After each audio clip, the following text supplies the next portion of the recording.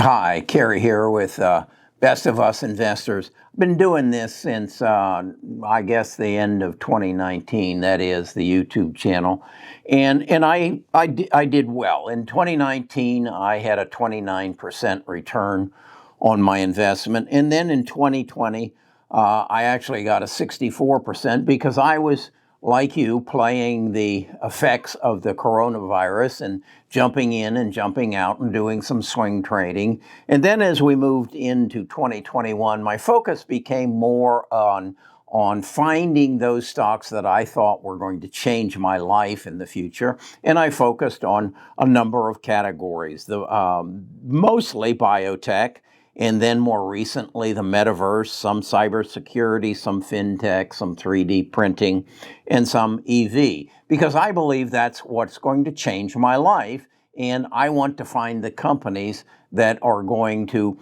disrupt the investment markets and escalate the prices of their stocks. So that's what I've done. Yet I keep 50% of my portfolio in what I call the big six, and that is Apple, Google, Amazon, Microsoft, Facebook, and now NVIDIA. So that's how I invest. Now, what I want to do today, as we go through New Year's, I tend to look back and look forward. And my look forward is one of I want to discover the Apples, the Googles, the Microsofts, the NVIDIAs, the Teslas of the next 5 years. And I think our world is going to change so dramatically in the next 5 years that I can make an extraordinary amount of money if I can do that. So what I want to do in this video is bring you up to date on what I'm looking at and what I'm basing my strategy on. I think if you got a strategy, that's a good thing, but what is it built on? And that's what I want to do on this video so that you know what Best of Us Investors is all about, and you can make a decision. Is this something that I want to use as a resource to help me make an investment decision? In which case, I would suggest you subscribe. In which case, I would suggest you go to Best of Us Investors and go to our website. And there I'll give you a link to our Discord, and you can become an active member in what we call our tribe, our group of people who are helping each other achieve three goals: make good investment decisions, understand the tax code so that we can keep more of what we make, and build family wealth. So what I want to do now is right after this, I want to show you the nuts and bolts of my strategy, and you make a decision if it works for you. Best of Us Investors presents Kerry Griegmeyer.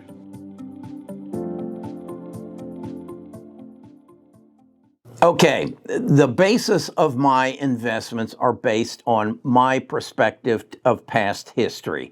And I'm going to show you a chart that I've created to give me a picture of what's caused the market to move as it has since I was born, and then more recently since the start of this century, 2020.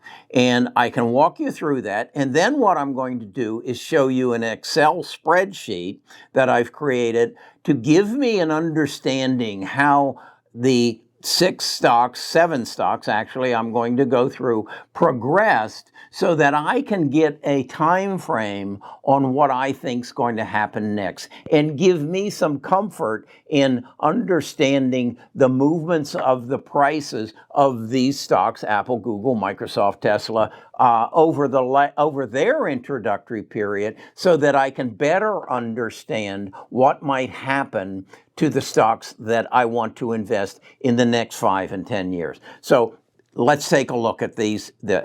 First of all, the chart, and then the Excel spreadsheets. This is the chart I was referring to, from which I base my investment strategy. As you can see here, I believe that the stock market is driven by events, and then the stock market reacts to the financial availability, the liquidity, to finance the change in that result from the events. The first event that I chart is that of the end of World War II.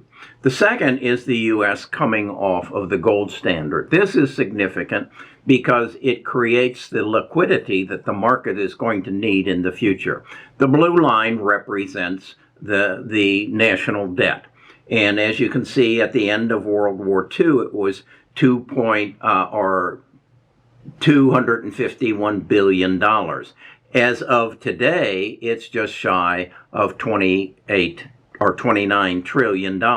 And you can see the blue line just starts to climb, and then it rockets as a result of the coronavirus. And then we figure into this, the events then create the revolutions, the changes in our world, the digital revolution, the e-commerce, the social media and mobile phone revolution, big data, artificial intelligence, and then most recently the EV revolution. Now I want you, this is the S&P, and then this is the Dow. So that would lead me to believe that I need to be more towards the S&P than the Dow. But I want to call your attention to this little yellow line down here. This represents the NASDAQ. It's way down here because we are comparing its growth since 1945, and it wasn't around in 1945. So let's just move this chart into a shorter time frame and watch what happens when we get up to around 2000 and we are and what happens to the NASDAQ. There we are at 2000, and there is the performance of the Dow and the S&P 500, and that's the performance of the NASDAQ. So with that in mind, I think I need to be in the NASDAQ market. How about you? Now what I've done here is I've shown you the NASDAQ market, but I've compared it to Apple. So here you see the NASDAQ. It's from roughly 2003. It's up 1,544%. The S&P is up 425%. The Dow is up 320%. But Apple's up, what is it, 66,105%? So now I come to the conclusion, I don't need to be investing in any indices or any NASDAQ or S&P. I need to find the stocks of the future. I need to find the stocks that are going to change the way I live, and Apple is an example of it. So now what I want to do is show you what I've created as the movements of these stocks as they were introduced, and then how they've grown, and what an investment in them might have resulted in. This is an Excel spreadsheet that I have created, and what I wanted to do was take that illustration I just showed you relative to Apple and see what it amounted to. It actually IPO'd in 1982, and here I'm showing its annual return each year as it moved through the decades. And you can see that it has grown substantially. It actually its average annual return on investment is 37%.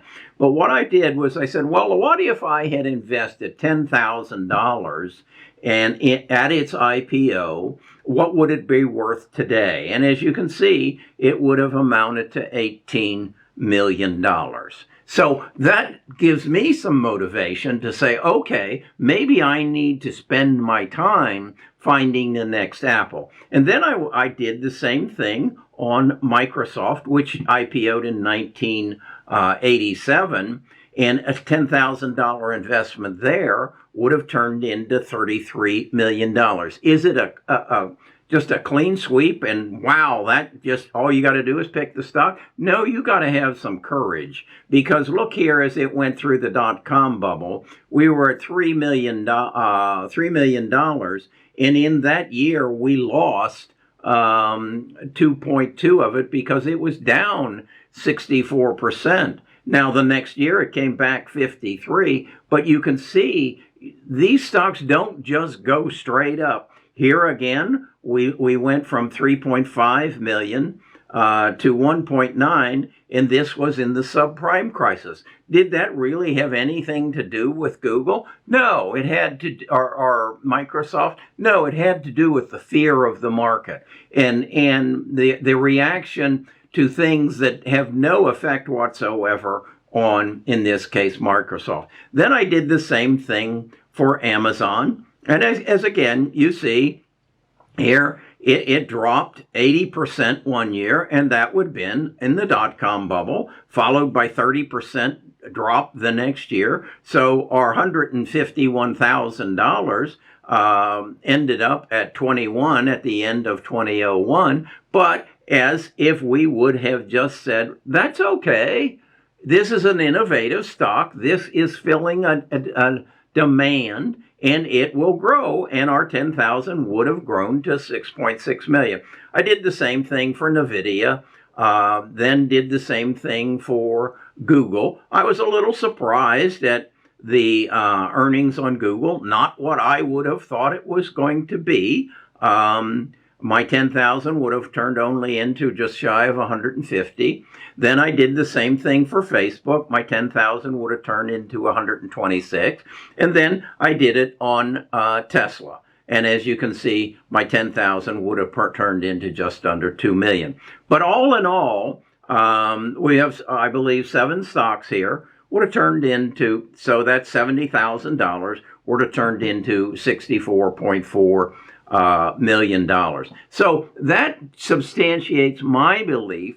I shouldn't worry about the day-to-day market. I should identify the 6 stocks or the 7 stocks that are going to change the way I live. I happen to believe that's in biotech.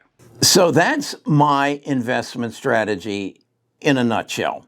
What I want to do with this channel is basically keep you up to date on a day-to-day, week-to-week basis of what I see happening relative to that strategy, what I see happening relative to the stocks that I am going to invest in and that I will share with you on a daily, weekly, monthly basis as we progress through them. And I'll go through, and I'm sure I will be buying some more of some and getting rid of some, because this is a moving target.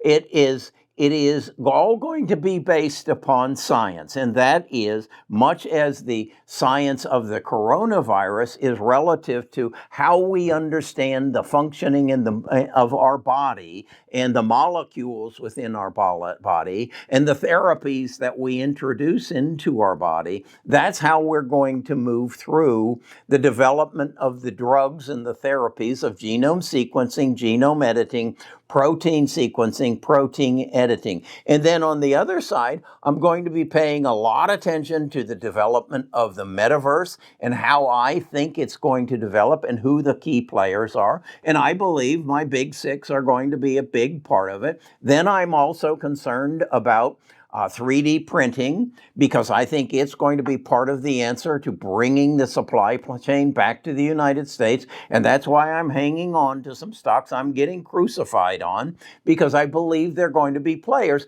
much as I look back at that chart of Apple and Google and Amazon and the other, and even Tesla. They have up years, they have down years. And some of the years have nothing to do with what actually is happening to them. They have to do with the fear that it is generated on the short term, which affects my stocks disproportionately. Okay, that's what I'm all about. That's what the channel's all about. If you want to be a part of it, please give it a thumbs up. Please give it a subscribe, and then come to Best of Us Investors and become a part of our tribe. I'll talk to you again tomorrow, I'm quite sure.